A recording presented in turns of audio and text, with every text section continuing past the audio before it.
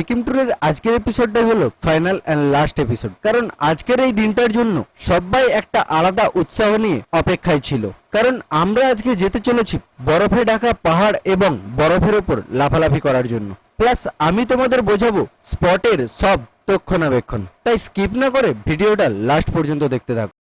সিকিম ভ্রমণের আজকে চতুর্থ দিন, আর চতুর্থ দিনে আমরা গ্যাংটকের হোটেল থেকে পাড়ি দিয়েছি নাথুলা এবং চাঙ্গুলেক সহ বাবা মন্দিরের উদ্দেশ্যে। তাই এই পথের মাঝখানে দেখা মিলল সুন্দর এক দৃশ্য, যা দেখার জন্য সবাই মিলে গাড়ি নিয়ে দাঁড়ালাম। আর সেই অপরূপ দৃশ্য যেটা আমি আগের দিন রুমের উইন্ডো থেকে দেখেছিলাম, সেই পেছনে আমার সেই অপরূপ সৌন্দর্য, যা হলো কাঞ্চনজঙ্ঘা। খুব সুন্দরভাবে দেখা যায় এখানে, এটাই হলো কাঞ্চনজঙ্ঘা ভিউ পয়েন্ট। আর ওয়েদার ঠিক থাকলে তো খুব ভালোভাবে দেখতেই পাবেন অবভিয়াসলি। আর ওয়েদার যদি কোনো কারণে একটু খারাপ থেকে থাকে তাহলে হয়তো দেখা মিলবে না। এই হলো সেই কাঞ্চনজঙ্ঘা, যা দার্জিলিং থেকেও দেখা যায়, আর এখান থেকে তো আরো বড় করে খুব সুন্দরভাবে দেখা যায়। আর কেন জানি না এই হিংসুটে মেঘগুলো বারবার বারবার ধরে এই অপরূপ সৌন্দর্যটা ঘিরে ফেলার চেষ্টা করছে। আর এই ভিউ পয়েন্ট থেকেই তোমরা কেউ যদি হ্যান্ড গ্লাভস, টুপি বা সানগ্লাস নিতে চাও তাহলে এখান থেকে সমস্ত কিছু পেয়ে যাবে। কাঞ্চনজঙ্ঘা ভিউ পয়েন্ট ভিজিট করলাম এবং সেখানে আমি একটা হ্যান্ড গ্লাভসও নিলাম এবং তারপর আমরা বেরিয়ে পড়লাম আজকের গন্তব্যে ছাঙ্গুলেক এবং বাবা মন্দিরের উদ্দেশ্যে। আর এর মধ্যেই দেখা মিলল রাস্তার দুপাশে ঢাকা বেশ ঘন পরিমাণের বরফ এবং বরফে ঢাকা পাহাড়।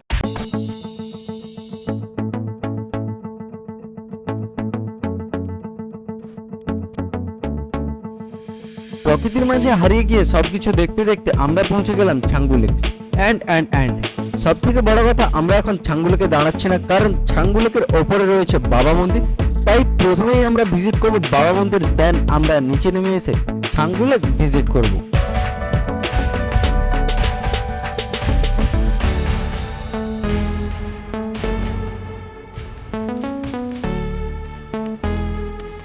প্রকৃতির মাঝে হারিয়ে গিয়ে সবকিছু ভালো লাগলেও অবাক করে এই বিষয়টা, যেখানে আমরা একদিনের জন্য ঘুরতে এসে ঠান্ডায় কুকড়ে যাচ্ছি, সেখানে আমাদের ভারতের সৈনিকরা এখানে উপস্থিত বেশ কিছু বেস ক্যাম্পে দিনের পর দিন কাটিয়ে দেয় শুধুমাত্র আমাদের সুরক্ষার তাগিদে। তাই ভিডিওটা যদি এই পর্যন্ত কেউ দেখে থাকে, আমার জন্য না হলেও আমাদের এবং নিজেদের দেশের জন্য একবার বন্দে মাতরম অবশ্যই বলে যেও।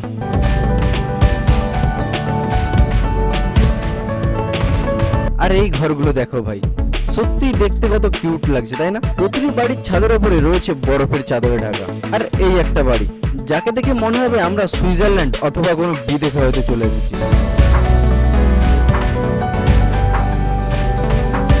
অনেক রাস্তা অতিক্রম করার পর আমরা অবশেষে পৌঁছালাম বাবা মন্দিরে। তবে আরেকটা কথা বলে রাখি, এটা হলো গিয়ে নিউ বাবা মন্দির, কারণ সিকিম অবস্থিত দুটি বাবা মন্দির রয়েছে। একটা হলো গিয়ে ওল্ড বাবা মন্দির, যেটা রয়েছে নাথুলা পাসের কাছে, আর এটা হলো গিয়ে নিউ বাবা মন্দির। গাড়ি এসে এই পার্কিং এ দাঁড়িয়েছে, আর সামনে ওই হাঁটা পথে একটা শিব মূর্তি দেখা যাচ্ছে, ওখানেও হেঁটে গিয়ে ঘুরে যেতে পারে। আর এই সেই বাবা মন্দির, আর এটাই ওনার মূল স্ট্যাচু। ডোন্ট ওয়ারি, আমার ভিডিওতে আমি বাবা মন্দির দেখাচ্ছি, আর এর গল্প বা কাহিনী আমি বলবো না তা কি করে হয়। যদিও বা গল্পটা অনেক বড়, তবু আমি সংক্ষেপে বলে তোমাদের বোঝানোর চেষ্টা করছি। বাবা মন্দির অর্থাৎ বাবা হরভজন সিং। তা কে এই বাবা হরভজন সিং, তাই আমি আজকে ভিডিওতে বলে বোঝাবো। আসলে হরভজন সিং ছিলেন একজন সাধারণ ভারতীয় সৈনিক। 1967 সালে ভারত চীন সীমান্তে পোস্টিং হয় ওনার। ডিউটিরত অবস্থায় একদিন রাতের বেলা ভারত চীন সীমান্তে প্যাট্রোলিং করছিলেন। এমন সময় একটা নালা পারাপার করতে গিয়ে তিনি একটা স্রোতের মধ্যে পড়ে যায় এবং কয়েকদিন পরে সবাই মনে করে তিনি হয়তো তার ডিউটি থেকে পালিয়ে গেছে। কিন্তু হঠাৎই একদিন তিনি তার সঙ্গীকে স্বপ্নাদেশ দেন ওনার রাইফেল এবং ওনার বডি একটা জায়গায় পড়ে আছে। সেই কথার ভিত্তিতে একদল সৈনিক খোঁজ লাগায় এবং সত্যি সেখান থেকে রাইফেল এবং ওনার ডেড বডি উদ্ধার করেন এবং তার ডিউটি থেকে পালিয়ে যাওয়ার ভুল খবর সবাই স্বীকার করেন এবং তাকে যথাযথ মর্যাদা দিয়ে শেষকৃত্য করা হয়। তারপর আবার কিছুদিন পর তার আরেক সঙ্গীকে স্বপ্নাদেশ দেয়, আমি মারা গেলেও আমার মৃত আত্মা সর্বদাই ভারত মাতার সেবায় নিয়োজিত থাকবে। এবং এই কথাকে উপেক্ষা করে অনেকেই হয়তো হাসি ঠাট্টা খেললি করেছিল, কিন্তু তার প্রমাণ মিলল যখন কিছু সৈনিকেরা রাতের বেলা ডিউটি করার সময় হয়তো চোখ লেগে আসতো বা একটু ঘুমানোর চেষ্টা করতো, ঠিক তখনই তাদের গালে পড়তো একটা কোষে চড় এবং তারা সামনে একজন সৈনিককে দেখতে পারতেন যিনি বলতেন ডিউটি ঠিক মতো করো, কারণ তোমাদের হাতেই দেশের সুরক্ষা। সবকিছু উপেক্ষা করলেও যখন প্রতিনিয়ত সীমান্তে ওই সৈনিককে দেখা যায়, তখন চীনেরও বেশ কিছু সৈনিক বিষয়টাকে নিশ্চয়তা করলো। আর তখন থেকেই এই হরভজন সিং হয়ে ওঠে সবার জন্য বাবা হরভজন সিং। তাই ওনাকে যথাযথ মর্যাদা দেওয়ার জন্য প্রথমত একটা ট্যাঙ্কারেই তৈরি হয় ওনার স্মৃতির উদ্দেশ্যে মন্দির, যা রয়েছে নাথুলা পাশে। শুধু তাই নয়, ওনার জন্য রয়েছে স্পেশাল রুম, যেখানে ওনার ড্রেস, রাইফেল, জুতো সবকিছুই রয়েছে। এবং বাকি সৈনিকদের মতো দেওয়া হয় ওনাকে সমস্ত ফ্যাসিলিটি, যেমন নিয়মিত ছুটি, প্রমোশন আরো ইত্যাদি কিছু। আশা করি এই ছোট্ট গল্পের মধ্যে আমি তোমাদের বাবা মন্দিরের গল্পটা একটু হলেও বোঝাতে পেরেছি। মজা তো করছে একবার তো স্যার, এতক্ষণ স্যারই চুপচাপ বসেছিল, আরে মন খারাপ হওয়ার দিক থেকে বরফ দেখতে এই জন্য মন খারাপ ছিল। এখন স্যার খুব মজা আছে। একদম ওয়ান্ডারফুল ওয়ান্ডারফুল ভিউ, কি মজা লাগছে। ওফ, 4 দিন পর অপেক্ষার অবসান ঘটিয়েছি, আজকে বরফ দেখতে পাচ্ছি। আর সত্যি গ্যাংটক যে বলে না, আমাদের ভারতবর্ষের মধ্যে একটা অন্যতম স্টেট গ্যাংটক, সিকিম। আর সেই সিকিমে এসে আজকে ভীষণ মজা করছি। ফুল টিম নিয়ে এসেছি, আমরা 22 জন এসেছি এবং প্রথম দিন থেকে এনজয় করছি। এবং আজকে বরফ দেখে ভীষণ আরো বেশি আনন্দ লাগছে। এখন দেশে প্রায় 30 ডিগ্রির উপরে গরম, আর এখানে আমরা বরফ দেখতে পাচ্ছি, ভীষণ খুশি। Thank you very much. আপনারাও আসুন, আপনারাও এনজয় করবেন। Thank you. ঠান্ডাটা কেমন পাচ্ছে? ঠান্ডা ভীষণ ভালো লাগছে, এনজয় করছি ঠান্ডাটাকে। Thank you.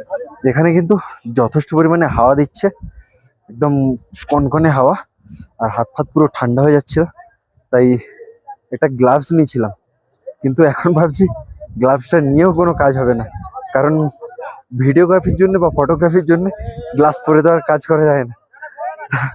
এখন ঠান্ডা একটু সহ্য করতে হবে, হাত পুরো কনকন কনকন করছে, এতটা ঠান্ডা। মানে শুধু এই রৌদ্রুটা আছে বলে, রৌদ্রুর কারণে ঠান্ডাটা অনেক কম লাগছে। যতটা হাওয়া পাচ্ছি ততটুকু হাওয়াতেই ঠান্ডা। এই রাস্তার বাম পাশে রয়েছে একটা স্টোর, যেখান থেকে তোমরা বিভিন্ন রকম জিনিসপত্র কেনাকাটা করতে পারো। অ্যান্ড ডান দিকে রয়েছে একটা ক্যাফে, যেখানে তোমরা চা, কফি, স্ন্যাক্স সবকিছু পেয়ে যাবে। আর স্টোরটাতে অবভিয়াসলি ক্যামেরা নট অ্যালাউ ছিল, যার কারণে আমি তোমাদের দেখাতে পারলাম না। আর ক্যাফেতে আমি ঢুকিনি, বাট আমরা ওই ক্যাফে থেকে পেরিয়ে যাচ্ছি পেছন দিকে, কারণ বরফে লাফালাফি করার জন্য। জাস্ট ভিউটা দেখো, জাস্ট কোটি টাকার ভিউ। ঘন তুলো পেঁচার মতো জমে থাকা আকাশে মেঘ, আর তারই নিচে এত সুন্দর রূপলি বরফের চাদরে ঢাকা এই পাহাড়গুলো।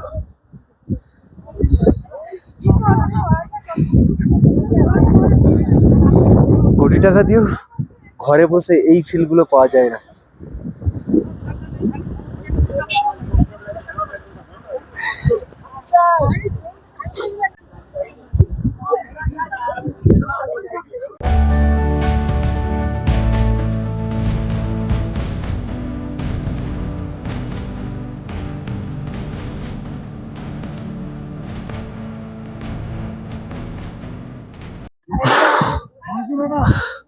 সামান্য একটুখানি অ্যাক্টিভিটিস করেছিলাম, আর এখন পুরো হাঁপিয়ে গেছি পুরো।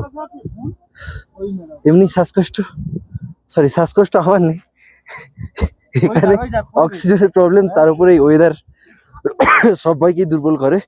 তো সেইখানে একটুখানি অ্যাক্টিভিটিস করে অনেকটা হাঁপিয়ে গেছি। আপনি? না, একটু হাঁপিয়েছিলাম। যখন আমরা বরফ নিয়ে ঘোরাঘুরি করছিলাম, খুব এক্সাইটমেন্টের মধ্যে ছিলাম। তো হয়, স্বাভাবিক কারণে হয়।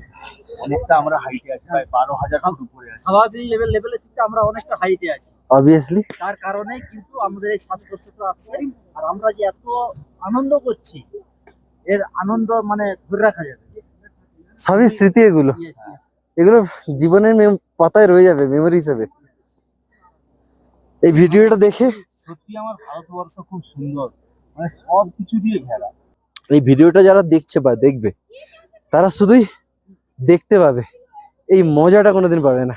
তবে মজাটা নিতে গেলে অবভিয়াসলি এখানে একবার আসতে হবে, আর এসে ভিজিট করে যাও।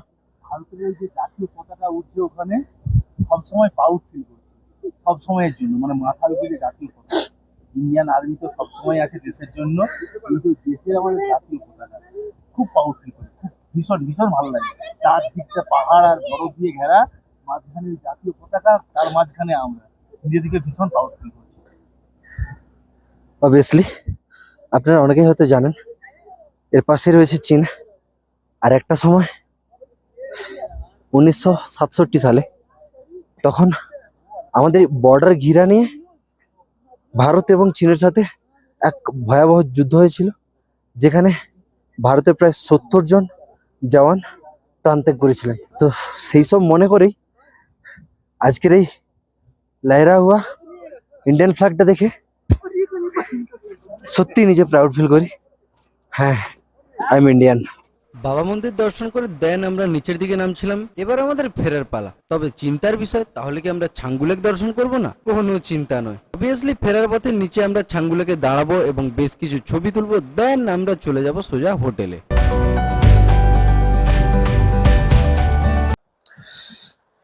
এই হলো সেই ছাঙ্গু লেক। আর উপর থেকে বরফগুলো গলে গলে সব ঝর্ণা হয়ে জলগুলো নিচে আসছে। লেকে এখন যথেষ্ট পরিমাণে জলও রয়েছে, আর চারিদিকে বরফে পাহাড়ে ঘেরা রয়েছে। আর এদিকে সামনে ওয়াকগুলো দাঁড়িয়ে আছে। এগুলো যদি ছবি তোলেন এর ওপরে বসে তাহলে 100 টাকা নেবে, আর যদি এর ওপর উঠে ঘোরাঘুরি করেন তাহলে 5 থেকে 600 টাকা নেবে। এই একটা কত সুন্দরভাবে সাজানো রয়েছে, এটাও একটা সাজানো রয়েছে। আই লাভ সিকিম, সুন্দর।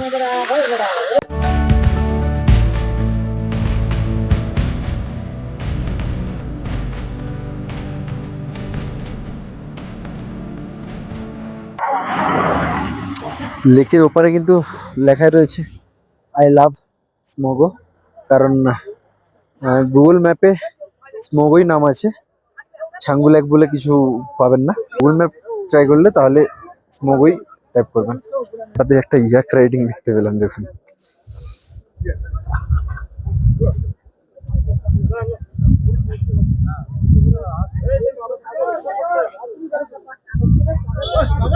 অনেকটা উঁচুতে রয়েছে, তাই ক্লিয়ার বোঝা যাচ্ছে না।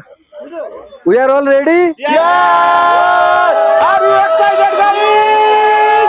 Everybody, we are all in San Francisco. Hip hooray! আমরা কোথায়? সবার এনজয় কেমন হলো? অসাধারণ, দারুণ এনজয়। সবাই সবার মনোমতো উৎসাহ নিয়ে আনন্দ করার পর রাস্তায় ঘিরে থাকা বেশ গভীর পরিমাণের মেঘ সরিয়ে আমরা ফিরে চললাম আমাদের হোটেলের উদ্দেশ্যে।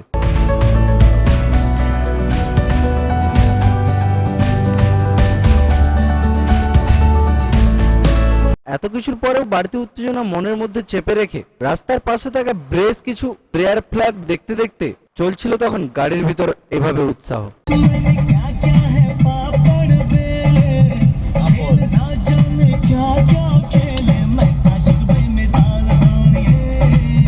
এভাবেই না হোক বাড়ি ফেরার পথে তিস্তা নদীকে সাক্ষী রেখে শেষ করলাম সিকিম সিরিজ। তবে হ্যাঁ, দেখা হবে খুব তাড়াতাড়ি মেঘালয় সিরিজ নিয়ে।